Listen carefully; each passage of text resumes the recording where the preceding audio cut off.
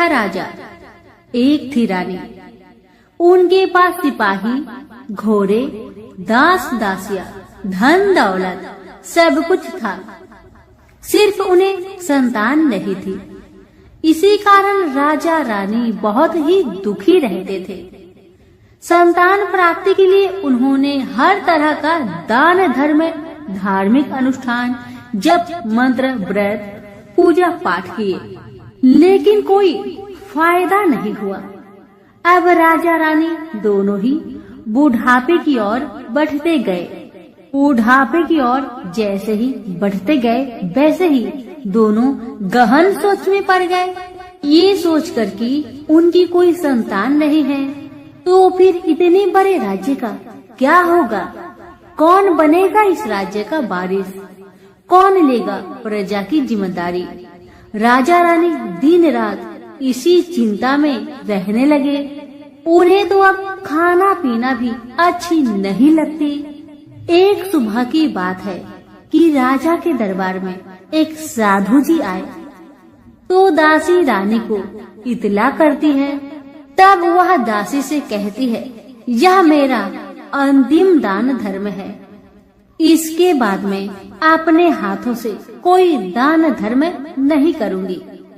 रानी चावल भरा छाछ हाथ में लेकर बाहर आती है और साधु की झोली में भिक्षा डालने के लिए आगे बढ़ती है, तो उसके चेहरे पर छाई हुई चिंता साधु की दृष्टि में आती है। वह पूछते हैं, क्या बात है रानी साहिबा, क्या हुआ है? आप इतनी चिंतित और उदास क्यों हैं? तब रानी ने साधु महाराज को अपनी सारी व्यथा सुनाई और सिसकने लगती है।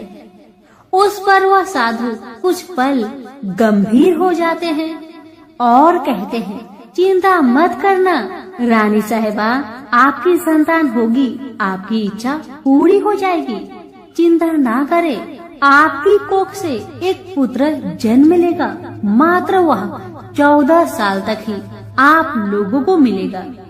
उसके आगे वह इस मृत्यु लोक में नहीं रह पाएगा।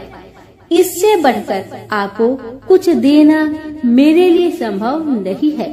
अपनी बात पूरी करते उसने अपनी झोली में हाथ डाला, थोड़ी सी भाभूत निकालकर रानी को दे दी और कहा, आप और महाराज दोनों इसे बांटकर ग्रहण करना, आपको जल्दी ही पुत्र प्राप्ति होगी। इतना कहकर साधु अपनी राह में चले गए। उनके जाने के बाद रानी सोचने लगी, 14 साल तो 14 साल ही सही, उतने समय के लिए हमें पुत्र तो मिलेगा, यही काफी है। उतने साल तक मैं उसे जी जान से बड़ा करूंगी, उसे ढेर सारा लाड़ दुलार करूंगी, अपनी संतान की हर मुरादे को पूरी करूंगी। उस रात अपना सारा राजकाज खत्म करके राजा जब रानी के महल में गए, तो रानी ने क्या किया कि राजा को सारी बात बताई जो साधु जी ने उन्हें बताया था। रानी ने साधु की दी भभूत राजा को दिखाकर बोली, साधु महाराज ने यह भभूत हम दोनों को ग्रहण करने को कहा है। राजा बोले, इतना दान धर्म किया, जब तब किया, कोई फल नहीं मिला, अब इस भभूत से हमें संतान प्राप्ति होगी, ऐसा है क्या? उस पर रानी बोली, जब इतना सब कुछ किया तो अब यह भी सही करके देख लेते हैं। अब बेमतलब की उस साधु के क्रोध को क्यों हम बुलावा दे? राजा को अब किसी पर विश्वास नहीं था, लेकिन पत्नी को दुख न पहुँचे इसलिए वह राजी हो गए। राजा राजी हो गया तो फिर क्या होता है कि राजा रानी दोनों नहाते धोआते हैं, फिर अपने अपने भगवान का स्मरण करते हैं, अपने पुरखों को स्मरण करते हैं और उस साधु महाराज का नाम स्मरण करके वह भभूत बांटकर दोनों खाते हैं। उसके बाद दोनों निश्चिंत होकर सो जाते हैं। तो कुछ दिन गुजर जाते हैं और साधु द्वारा कहे अनुसार रानी गर्भवती हो जाती है। उस पर राजा रानी दोनों की खुशी का गमन नहीं समाती। राजा रानी से बोला, महारानी सचमुच साधु महाराज की कृपा हो गई। समय बीतते गया, 9 महीना पूरा हो गया तो रानी ने एक सुंदर गोरे पुत्र को जन्म दिया। राजा ने बड़ी धूमधाम से पुत्र का नामकरण किया। सारे राज्य में 8 दिन तक अन्य सत्पर्ण रखा, उत्सव मनाया गया। अब पुत्र की कुंडली देखने के लिए राज्य के सबसे विद्वान पंडित जी को बुलाया। पंडित जी आते ही कुंडली देखकर बड़े चिंतित में पड़ गए और कहने लगे, महाराज हमारा राजपुत्र सिर्फ 14 साल तक हमारे पास रहेगा। राजा को इस बात की भनक थी ही। रानी को भी साधु महाराज की बात याद थी। दोनों पति पत्नी चुपचाप रहते हैं। उसके बाद राजा और रानी बड़े लाड़ प्यार से बेटे की परवरिश करते हैं, उसकी हर ख्वाहिश पूरी करते हैं। थोड़े समय के लिए ही सही भगवान ने संतान की अपनी मुरादें पूरी कर दी। इसे वे समाधान मानते थे।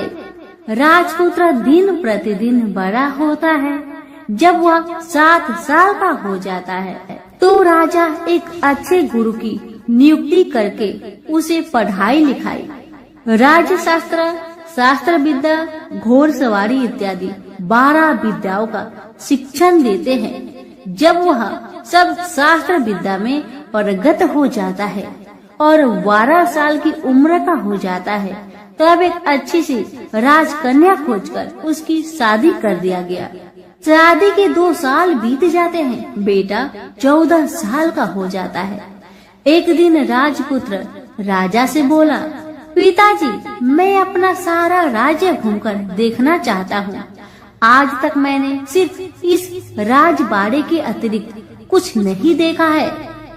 बेटे की बात सुनकर राजा बड़ी चिंतित हुए, क्योंकि पुत्र को 14वां साल शुरू हो गया था। अब कोई अनहोनी होने का वक्त नजदीक आ पहुंचा था, लेकिन राजा ये सब बातें पुत्र को बता नहीं सकता था।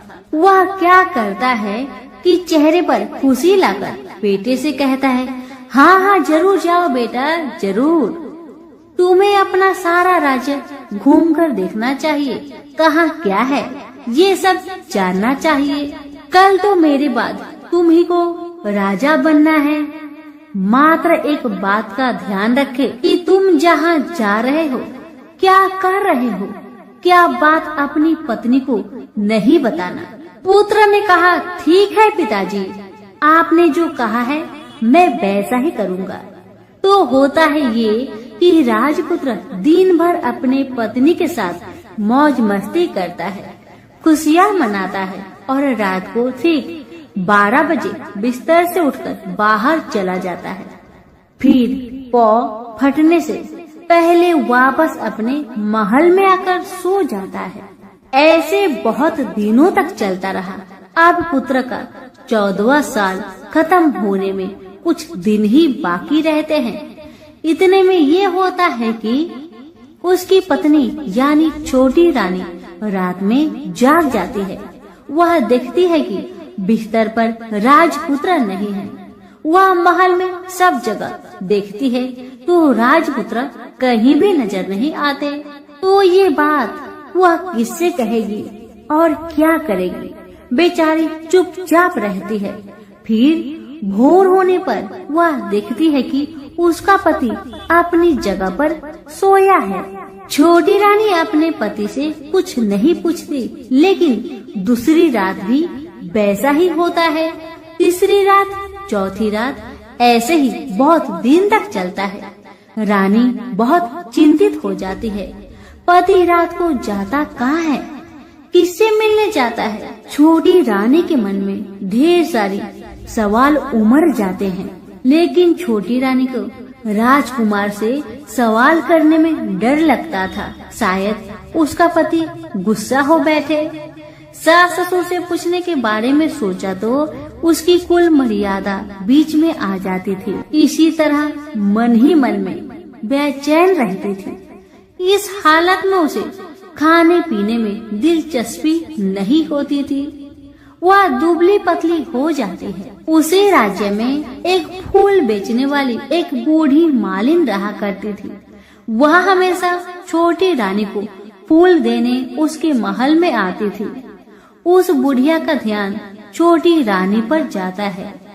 वह उससे पूछती है, बेटी तुम्हें किस बात का दुख है? तुम इस तरह सूख कर काटा क्यों बनी जा रही हो? उस पर रानी कहने लगी, क्या बताऊं बूढ़ी अम्मा, तुम्हारा राजपुत्र हर रात बिस्तर पर से उठकर कहीं और चला जाता है और सुबह भोर होते ही वापस आकर सो जाता है। वह कहाँ जाता है? प्रेमिका से मिलने जाता है क्या? यह सोचकर मैं अन्न जल ग्रहण नहीं कर पाती और सूख सूख कर इस तरह कांटा बन गई हूँ।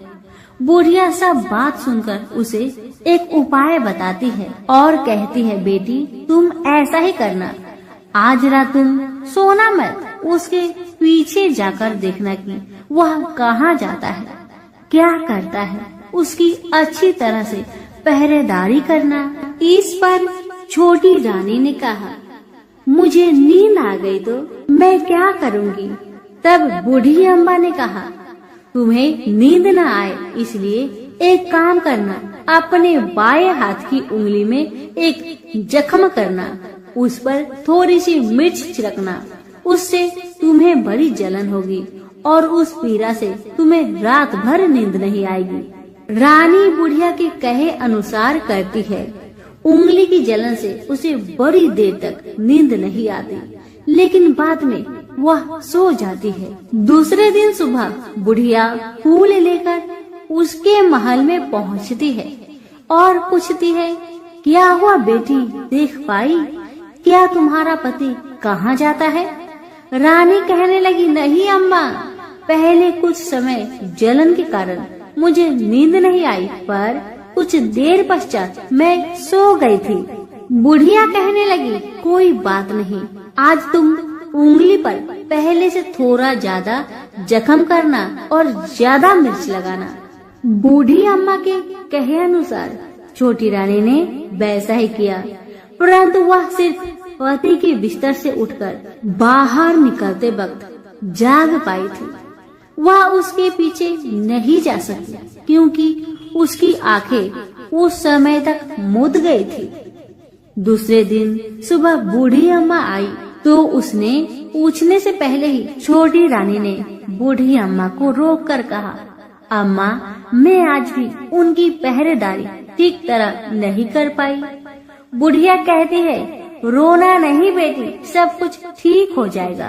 तुम आज रात जख्म और बड़ा करना और उस पर ज्यादा से ज्यादा मिर्च छिड़कना। और एक काम करना बेटी, वह जब जाने के लिए निकलता है तो उसका रास्ता रोकना। बुढ़िया ने जैसा बताया रानी ने वैसा ही किया। आज रात उसे नींद नहीं आती। अब जैसे ही रात के 12 बजे राजकुमार बिस्तर से उठकर जब महल से निकलने लगे तो बुढ़िया के कहे अनुसार रानी ने वैसा ही किया। दौड़कर जाकर अपने पति का रास्ता रोककर कहने लगी कि कहाँ जा रहे हो, किससे मिलने जा रहे हो, मुझे बताओ। राजपुत्र उसे समझाने की बहुत कोशिश करता है। देखो, अगर मैंने तुम्हें वह बताया तो मैं तुम्हें दोबारा नहीं मिल पाऊंगा। पत्नी कहने लगी, कोई बात नहीं, न मिल पाओ, लेकिन आप रात के समय कहाँ जाते हो ये मुझे पहले बताओ। अब राजपुत्र निरुपाय हो जाता है। पत्नी की जिद के आगे उसकी एक नहीं चल पाती। ठीक उसी समय उसका 14वां साल खत्म होकर 15वां साल लगने वाला था। जो होता है वह हो जाने दो। वह सोचता है, कुछ चावल मंत्रों से सिद्ध करके पत्नी को देकर कहता है, इन चावलों के दानों को दोनों हाथों की मुट्ठी में पकड़ना, पहले दाएं हाथ में पकड़े चावल मेरे ऊपर फेंकना, मैं कौन हूँ तुम्हें पता चल जाएगा। बाद में बाएं हाथ में पकड़े चावल मेरे ऊपर फेंकना, मैं जैसा था तुम्हें मिल जाऊंगा। लेकिन यदि तुम बाएं हाथ के चावल मेरे ऊपर फेंकना भूल गई तो मैं तुम्हें कभी नहीं मिल पाऊंगा। राजकुमारी ने कहा, मैं नहीं भूलूंगी। रानी बड़े आत्मविश्वास के साथ कहकर दाएं हाथ में पकड़े चावल पति के ऊपर फेंक दिया तो राजपुत्र एकदम एक विशाल घोड़ा बन जाता है। एकदम उद्यमा सफेद गर्दन पर लंबी आयल देखते देखते वह तेजी से दौड़ने लगता है। रानी उस घोड़े को एकदम आश्चर्य से देखने लगती है और पति ने बाएं हाथ के चावल फेंकने की जो बात कही थी वह भूल जाती है। उसकी आंखों के सामने घोड़ा महल से बाहर निकलकर चला गया। घोड़ा जो महल से बाहर गया तो वह वापस नहीं आया। अब रानी को बड़ा पश्चाताप हुआ। वह स्वयं को कोसने लगी, लेकिन अब कोई फायदा नहीं होने वाला था। राजपुत्र अब वापस नहीं आने वाला था। सुबह होते ही महाराजा महारानी को सब बात पता चली। उन्हें बहुत दुख हुआ। वे बिस्तर पकड़ते हैं और राह देखते हैं कि एक दिन उनका बेटा वापस आ जाए। इस तरह 1 महीना गुजरा, 2 महीने गुजरे, 3 महीने गुजरे, आखिर 6 महीने पूरे हुए। राजपुत्र का कोई आता पता नहीं लगा। प्रधान राजपुत्र को ढूंढने के लिए राज्य के गांव-गांव सिपाही भेजा गया, लेकिन उन्हें कोई सफलता नहीं मिली। इधर रानी अपनी हठ के कारण पति गायब हो गया, यह सोचकर स्वयं को मन ही मन कोसती रही और प्रण लेती है कि कुछ भी करके पति को ढूंढ लाएगी और उसे वापस घर ले आएगी। एक दिन वह सुबह उठकर सास ससुर के महल में जाती है और कहती है कि मैं अपने पति की खोज में जा रही हूँ। महाराजा महारानी को और क्या चाहिए था, बस उनका बेटा उन्हें वापस मिल जाए। बहू को उन्होंने अनुमति दे दी और कहा कि बेटी तुम्हें जहाँ जाना है जाओ, जो करना है करो, पर मेरा बेटा को लेकर ही वापस आना। भगवान तुम्हें कामयाबी दे। अब रानी क्या करती है कि अपना शाही भेष बदलकर एक सेठानी बन जाती है। कुछ दास दासियों को, कुछ नौकरों को साथ में लिया, कुछ सामान साथ लिया और राज्य की सीमा पर जाकर वहाँ एक भोजनालय खोल दिया। वह आने वाले सब यात्रियों को खाना मुफ्त में देने लगी। मात्र एक शर्त रखी कि खाने वालों को उसकी देखी कोई अजीब चीज उसकी मालकिन को यानी राजकन्या को बतानी पड़ेगी। तो वहाँ आने वाला हर नागरिक अपनी तरफ से मैंने यह देखा, मैंने वह देखा कहकर वहाँ से मुफ्त खाना खाकर जाता था। परंतु रानी को जो बात चाहिए थी वह अब तक किसी से नहीं मिली थी। ऐसे ही कुछ दिन बीत गया तो इधर होता है कि रानी के महल फूल लेकर जाने वाली बुढ़िया के एक बेटा और बहू थे। उनका एक छोटा बेटा था, यानी बुढ़िया का एक पोता था। बेटा और बहू सुबह काम के लिए निकलते थे तो पोते को संभालने की जिम्मेदारियां बुढ़िया पर रहती थी। बुढ़िया दिन भर पोते को संभालती थी। एक दिन होता है कि बुढ़िया को पान खाने की आदत थी, तो पान खाने के लिए चूना चाहिए था। बुढ़िया उसे तैयार करने के लिए सीपियाँ लेकर आई। इन सीपियों भूनने के लिए गोबर के कंडे चाहिए थे। कंडे इकट्ठा करने के लिए वह बांस की टोकरी लेकर चरवाहे के मैदान में गई। वहाँ बहुत सारे कंडे थे। उन्हें जमा करते करते उसे घर आने में अंधेरा हो गया। इस और शाम होते ही काम से वापस बेटा बहू घर पहुँचे तो देखा कि बच्चा घर पर अकेला है और रो रहा है। वे दोनों गुस्से से लाल पीले हो गए। इतने में बुढ़िया घर आ पहुंची। बेटा ने पूछा, पोते को घर पर अकेला छोड़कर तुम कहाँ गई थी? बुढ़िया बताने लगी कि मैं गोबर के कांडे इकट्ठा करने गई थी। इस पर बेटा बोला, दोबारा बच्चे को अकेला घर पर छोड़कर यदि कहीं गई तो मैं तुम्हें बहुत पीटूंगा। बुढ़िया कहने लगी, नहीं बेटा, फिर कभी ऐसा नहीं करूंगी। लेकिन दूसरे ही दिन बुढ़िया वह बात भूल गई और फिर चरवाहे के मैदान पर कंडे इकट्ठा करने चली गई। शाम को जब बेटा बहू काम से वापस लौटे तो देखते हैं कि बच्चा घर पर अकेला है और वह रो रहा है। अब उसके बेटे की सहन शक्ति खत्म होने लगी और बुढ़िया के वापस आने पर उसे घर से निकाल दिया। बुढ़िया रात भर घर के बाहर अंधेरे में बैठी रही और सुबह होते ही हाथ में टोकरी लेकर कंडे इकट्ठा करने के लिए निकल गई। उस दिन उस पर कंडे इकट्ठा करने का मानो पागलपन सवार था। कंडे इकट्ठा करते करते जब अंधेरा छा गया उसे मालूम ही नहीं चला। उसे जब ध्यान आया तो गांव का रास्ता भी ठीक तरह से दिखाई नहीं दे रहा था। वह अंधेरे में आंखें फाड़कर देखती है, किसी तरह आगे निकल पड़ी तो क्या होता है कि एक कपिला गाय छन छन की आवाज करते, गले की घंटी बजाते ठुमुक ठुमुक कर उस मैदान पर आ गई। उसे देखकर बुढ़िया सोचने लगी कि इस गाय के पीछे पीछे जाऊंगी तो गांव तक पहुंच जाऊंगी। तब बुढ़िया उसके पीछे पीछे जाने लगी। वह गाय क्या करती है कि उस मैदान से लेकर एक एक करके 6 मैदान पार करती है। आखिर में वह 7वें मैदान पर पहुंचती है तो वहाँ क्या होता है कि उस मैदान पर एक बड़ा सा पत्थर है। गाय जाकर उस पत्थर को अपना सींग मारती है। सींग मारा तो वह पत्थर टूट गया और हट गया और पाताल में नीचे जाने की सीढ़ियां दिखाई देने लगी। तब वह गाय उन सीढ़ियों से नीचे जाने लगी। बुढ़िया वह सब देखती रही और झट जाकर गाय की पूंछ को पकड़ लिया। पूंछ पकड़कर वह गाय के साथ नीचे पाताल पहुंच गई। पाताल में पहुंचते ही तुरंत गाय की पूंछ छोड़ दी और इधर उधर देखने लगी।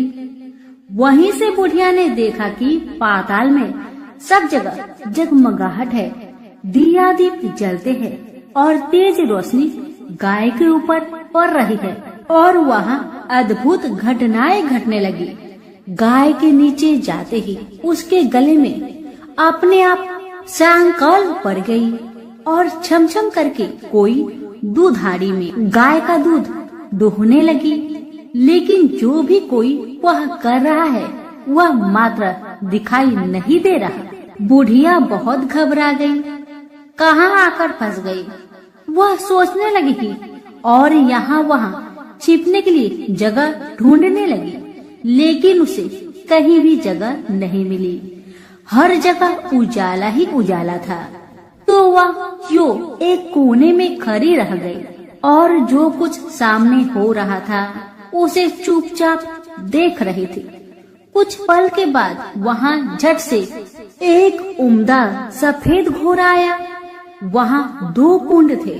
उसमें से एक कुंड में उस घोड़े ने छलांग लगाई और ऊपर आ गया।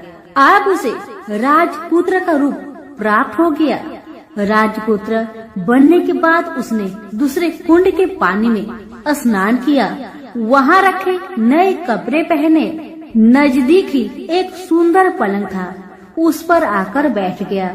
उसके सामने अपने आप 5 पकवानी की थाली आ गई, दूध की एक प्याली आ गई, पान सुपारी आ गई। उसके सामने एक दिया जलता रहा। राजपुत्र ने खाना खाया, दूध पिया, पान सुपारी खाया और बिस्तर पर लेट जाने से पहले सूर्य देव का स्मरण करके सामने जलते हुए दिए से पूछा, दिए दिए दीप कर मेरे माता पिता क्या कर रहे हैं? दिया बताने लगा, बेटे के शोक में डूबे हैं। राज्य कौन संभाल रहा है? राज्य प्रधान संभालता है। मेरी पत्नी क्या करती है?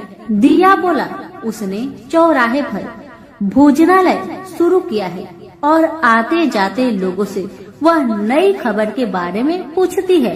दिए के यह कहते ही राजपुत्र कहने लगा, ठीक है। उसके बाद वह सो गया। बुढ़िया कोने में खड़ी रहकर यह सब देखती रही। ऐसी अद्भुत घटना उसने जिंदगी में पहली बार देखी थी। उसे अंदर ही अंदर चुलबुलाहट होने लगी। वह अपनी भूख प्यास भूल गई और आगे क्या होता है कि उसे उत्सुकता से देखने लगती है। लेकिन उसके बाद और कुछ घटनाएं नहीं घटती। रात गुजर गई और सुबह हो गई। सुबह होने पर पलंग पर सोया राजपुत्र उठा और फिर से पहले वाले कुंड में छलांग लगाई तो वह फिर से घोड़ा बनकर कुंड से बाहर आ गया। बाहर आते ही वह तेजी से उस पाताल नगरी से बाहर निकल गया। लेकिन वह कहाँ गया, बुढ़िया को कुछ पता नहीं चला। उसके बाद पिछली रात की तरह कोई उस गाय का छमछम करके दूध दुहने लगा।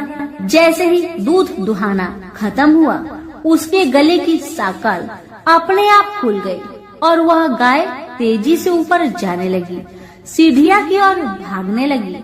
गाय को दौड़ते देखकर बुढ़िया सोचने लगी, अब गाय के साथ यहाँ से ऊपर जाना ही समझदारी है, नहीं तो कोई मुसीबत आकर मेरे ऊपर टपक जाएगी।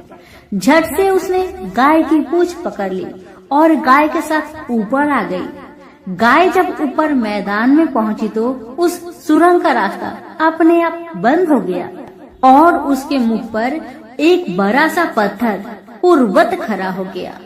ऊपर आकर वह गाय जंगल की ओर निकल गई तो इधर बुढ़िया एकदम बावली सी हो गई। उसने पाताल नगरी में जो कुछ देखा वह जल्दी से जल्दी किसी को बताने के लिए उतावली हो उठी। उसे एकदम याद आया है कि नगर की सीमा पर कोई औरत भोजनालय चलाती है और नई बात बताने वालों को अच्छा खाना पीना मुफ्त में देती है। वह सोचने लगी कि क्यों न मैं यह बात उस औरत को जाकर बताऊं। यदि उसे यह बात पसंद आ गई तो बाकी जीवन खाने पीने की झंझट से मुक्ति मिलेगी। बुढ़िया ने मन में तय किया और तुरंत उस भोजनालय के द्वार पर टंगे नगाड़े के सामने खड़ी हो गई और जोर जोर से नगाड़ा बजाना शुरू किया। नगाड़े का इस तरह शोर सुनकर मालकिन यानी छोटी रानी मन से प्रसन्न हो जाती है कि शायद कोई बड़ी बात लेकर यहाँ आया है। रानी सिपाहियों को आदेश देती है, जाइए और जो कोई आया है उसकी अच्छी खातिरदारी कीजिए। आदेश पाते ही सिपाही नीचे दौड़ गए तो एक बुढ़िया नगाड़ा बजा रही है। उन्होंने पूछा, क्यों रे बुढ़िया, क्या हुआ, क्यों नगाड़ा बजा रही हो? बुढ़िया बोली, कुछ नहीं बेटा, यहाँ खाना मिलता है ना, इसलिए आई हूँ। बुढ़िया ने सिपाहियों से बोला, खाना मिलेगा? सिपाही बोले, हाँ मिलेगा, लेकिन तुझे कोई नई बात बतानी पड़ेगी। बुढ़िया बोली, हाँ बताऊंगी, एक बात मालूम है मुझे। इस पर सिपाही उसे अंदर लेकर आए। उनको मालकिन का आदेश था कि जो कोई बूढ़ा बुजुर्ग वहाँ आए उनके साथ अच्छी तरह पेश आना, उनका अच्छा आदर आतिथ्य करना। तो सिपाही ने इस बुढ़िया का भरपूर आदर आतिथ्य किया। उसे बड़ी सी थाली भरकर व्यंजन परोसते हैं। बुढ़िया कुछ दिनों से भूखी थी, वह खाने पर टूट पड़ी। खाना खाने के बाद सिपाही ने उसे नई साड़ी पहनने को दी। उसके बाद उसे लेकर रानी के पास आए। बुढ़िया और रानी ने तुरंत एक दूसरे को पहचान लिया। बुढ़िया बोली, बेटा तुम हो? और रानी बोली, बुढ़िया माँ आप है। बड़ी देर तक दोनों भली भांति की बातें करती रही। आखिर कुरवनी बुढ़िया से कहने लगी, अम्मा अब बताओ तुमने क्या बात नई देखी है? बुढ़िया बोली, मैंने कोई नई बात देखी नहीं है, वह तो मेरे पास तुम्हें देने के लिए खाने के लिए पैसे नहीं थे, इसलिए मैंने झूठ कहा और नगाड़ा बजाया। रानी ने कहा, अम्मा घबराना नहीं, मैं किसी को तुम्हारा नाम नहीं बताऊंगी। फिर भी बुढ़िया मैंने क्या देखा, कब देखा करके आनाकानी करने लगी। इस पर कुंवर रानी ने उससे कहा, देखो अम्मा, यदि तुमने मुझे वह नई बात बताई तो मैं जिंदगी भर तुम्हारी देखभाल करूंगी, तुम्हें रानी माता की तरह रखूंगी। अब बुढ़िया बताने को तैयार हो गई। उसने जो कुछ उस चर गवाहे वाले मैदान पर देखा था वह सब कुछ कुंवर रानी को बता दिया। बुढ़िया की वे बात सुनकर कुंवर रानी को यकीन हो गया कि वह राजपुत्र उसी का पति है। वह तुरंत बुढ़िया से कहने लगी, अम्मा मुझे उस जगह पर ले चलो। तब बुढ़िया बोली, नहीं बेटी, वह पाताल राज्य है, साफ है। यदि किसी ने तुम्हें देख लिया तो तुम्हारी जान खतरे में पड़ सकती है। लेकिन रानी उसकी एक भी नहीं सुनती, उसे उस जगह ले जाने के लिए हठ करने लगी। आखिर में बुढ़िया ने उसका कहना मान लिया और कहने लगी, ठीक है, मैं तुम्हें वहाँ लेकर चलती हूँ, और आज नहीं कल वहाँ जाना है तो शाम को ही जाना होगा। तो दूसरे दिन दोपहर को रानी बुढ़िया के साथ उस मैदान पर गई और एक जगह छुपकर गाय की आने की राह देखने लगी। दिन ढलते ही अंधेरा घेरने लगा है और गाय हमेशा की तरह वहां आ गई। मैदान के उस कोने में जाकर उसने पत्थर पर सींग मारा तो झट से पत्थर हटकर वहां सुरंग में जाने का रास्ता खुल गया। गाय उस रास्ते से नीचे उतरने लगी तो बुढ़िया रानी से कहने लगी, जल्दी आगे बढ़ो बिटिया, हम गाय की पूंछ पकड़कर नीचे उतरेंगे। तो दोनों गाय की पूंछ पकड़कर नीचे उतर गई। बुढ़िया पहले जिस कोने में छिपी हुई थी उसी कोने में छिप गई। अब नीचे सब कुछ पहले जैसा घटित हो रहा था। गाय के गले में अपने आप साकल पड़ गई। कोई अदृश्य रूप से उसका दूध दोहने लगा। एक सफेद उद्मा घोड़ा ने आकर एक कुंड में छलांग लगाई तो राजपुत्र के रूप में ऊपर आया। वह राजपुत्र दूसरे कुंड में नहाने लगा। बाद में उसके सामने खाने की थाली आ गई, दूध की प्याली आ गई, पान बीड़ा आ गई। राजपुत्र सब ग्रहण करके सोने के लिए पलंग पर गया तो सोने से पहले सूर्य देव का स्मरण करके दिए से पूछने लगा, दिए दिए दीपंकर, मेरे माता पिता क्या कर रहे हैं? तो दिया कुछ जवाब नहीं दिया बल्कि वह बुझने लगा है। तब राजपुत्र को कुछ अघटित हुआ। इसका संदेह हो गया कि वह उदास हो गया और जो कुछ हुआ है वह हो जाने दो, ऐसा सोचकर सोने के लिए बिस्तर पर लेट गया। अब रानी का संयम छूट गया। वह दौड़कर पति के पास गई और उसके पैर पकड़ने के लिए आगे बढ़ने लगी। राजपुत्र तुरंत ही पत्नी को पहचान लिया। वह झट से पीछे हट गया और चिल्लाने लगा, नहीं नहीं, मुझे मत छूना, सर्वनाश हो जाएगा।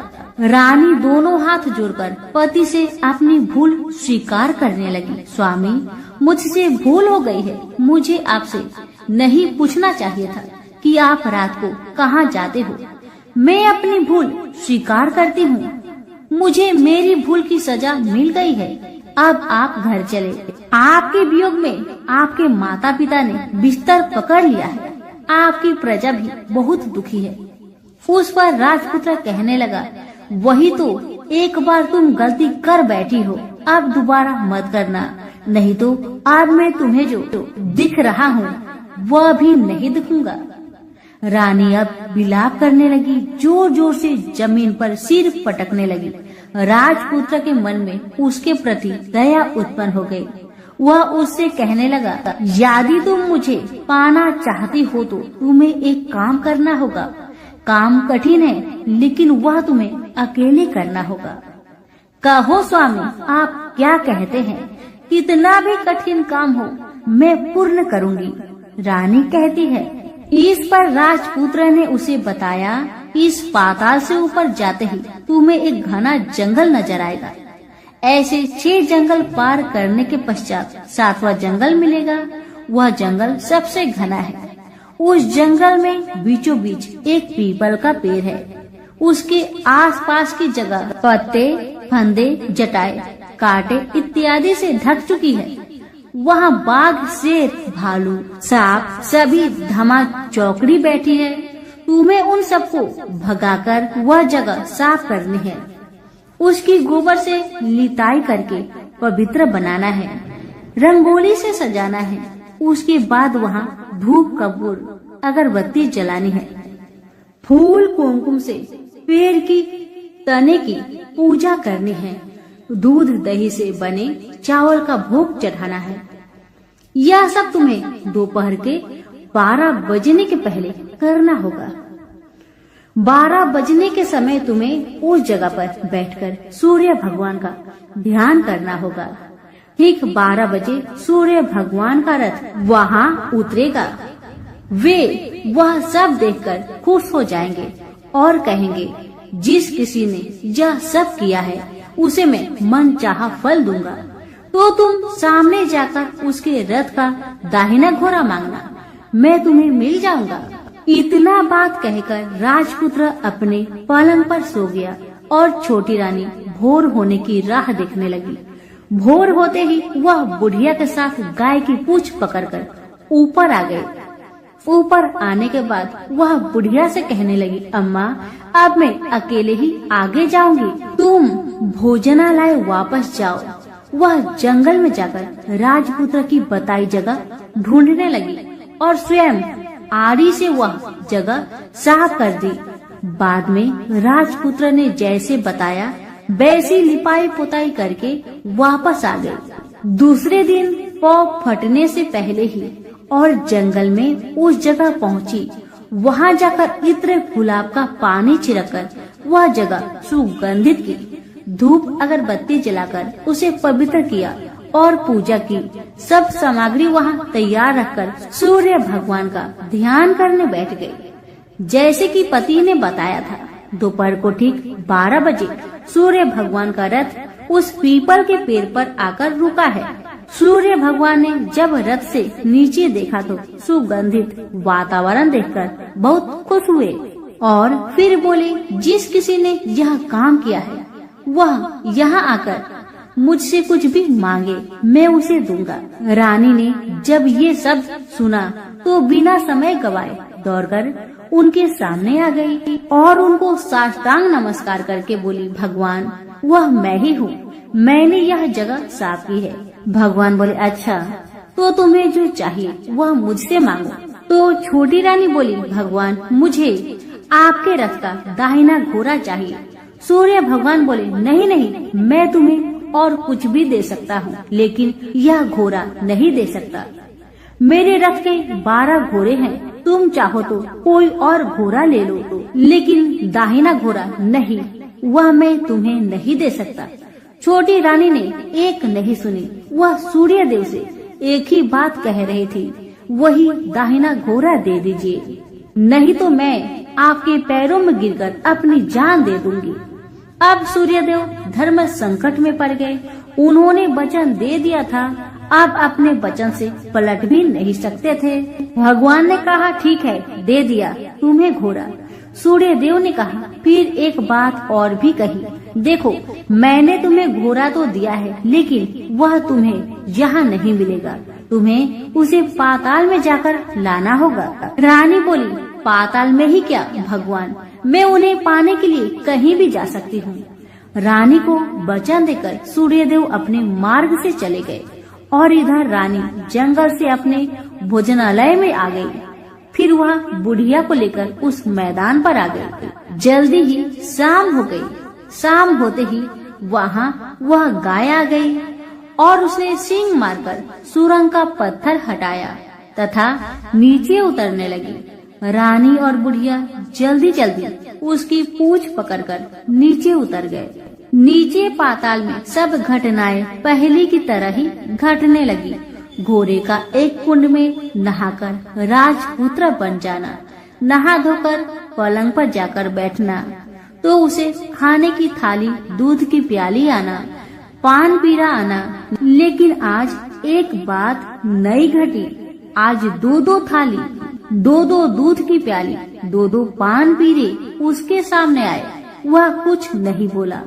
अपने हिस्से की थाली खाकर, दूध पीकर और पान पीरा चबाकर वह सोने चला गया और हमेशा की तरह दिए से पूछने लगा, दिए दिए दीपंकर, मेरे माता पिता कैसे हैं? दिया बताने लगा, वे दोनों तुम्हारे शोक में मरने की स्थिति में पहुंच गए हैं। राजकुमार ने कहा, ऐसा? झट से उसकी आंखों से आंसू टपकने लगे। फिर वह पूछने लगा, दिए दिए दीपंकर, मेरा राज्य कौन चला रहा है? दिया बोला, तुम्हारा राज्य प्रधान चला रहा है और वह सब कुछ हड़प चुका है। वह प्रजा पर बहुत अत्याचार कर रहा है। सुनकर राजपुत्र को बहुत गुस्सा आया। वह गुस्से से अपनी मुट्ठी भींचने लगा। अब वह पूछने लगा, दिए दिए दीपंकर, मेरी पत्नी क्या कर रही है? अब दिया कुछ नहीं बोला, चुपचाप रहा। अब रानी का संयम जवाब दे गया। वह दौड़कर पति के गले लग गई। अब मैं तुम्हें मिल गया, राजपुत्र कहने लगा। सच कहते हो, अब आप फिर से घोड़ा तो नहीं बनोगे ना? पत्नी ने कहा। पति ने कहा, नहीं, दोबारा घोड़ा नहीं बनूंगा मैं। तुमने जो इतने सारे कष्ट उठाए हैं मुझे पाने के लिए, इसलिए सूर्य देव ने मुझे सदा के लिए घोड़े के जन्म से मुक्त कर दिया है। राजपुत्र ने बड़े प्यार से कहा और उसे गले लगाया। उसके आंसू पोंछे। कुछ देर पश्चात भोर हो गई तो गाय की श्रृंखला टूटकर वह ऊपर भूलोक पर जाने लगी। रानी, राजपुत्र और बुढ़िया उसकी पूंछ पकड़कर ऊपर आ गए। ऊपर आने पर वे सीधे भोजनालय में पहुँचे। वहाँ का सब सामान लोगों में बांट दिया और उसको ताला लगाकर अपने राज्य में लौट गए। राजपुत्र वापस आता और उसके तेवर देखकर प्रधान घबरा गया। राजपुत्र ने उसे बंदी बनाकर कैद खाने में डाल दिया और राज्य की बागडोर अपने हाथ में ले ली। उसके बाद वह अपने माता पिता को मिलने उनके महल में गया। तब राजपुत्र क्या देखता है कि उसके माता पिता उसके शोक में सिर्फ पंजर बने हुए हैं। पुत्र को वापस आया देखकर मरणासन राजा रानी की आंखों से टप टप आंसू बहने लगे। इन दोनों ने पुत्र को गले लगाया, उसे प्यार से सहलाया। इतना होने के बाद उनके सेहत में एकदम सुधार आने लगा। वे अब बिस्तर से उठकर बैठ गए। पुत्र को आशीष देने लगे। राजपुत्र के आने की खबर तुरंत राज्य भर में फैल गई। प्रजा कुर्सी से फूली नहीं समाई। प्रजाजन राजमहल के सामने इकट्ठे हो गए। राजपुत्र ने भी उन्हें दर्शन दिए और आज से उन्हें कोई दुख नहीं पहुंचाएगा, ऐसा वचन भी दिया। अब राजा अपने पुत्र का राज्य अभिषेक करके उसे सिंहासन पर बैठाता है और बहू को महारानी का दर्जा देता है और स्वयं अपनी पत्नी के साथ ईश्वर स्मरण करते हुए खुशी से दिन बिताता है। महाराज बना राजपुत्र अच्छी तरह से राज्य चलाने लगा और अपनी पत्नी के साथ सुख शांति से जीवन बिताने लगा। उस बुढ़िया को रानी ने अपने ही पास रख लिया। उसकी अच्छी तरह से देखभाल करने लगी। बुढ़िया और उसके बुढ़ापे के दिन खुशी से गुजरने लगे। तो प्रेम से बोलिए, सूर्य भगवान की जय हो।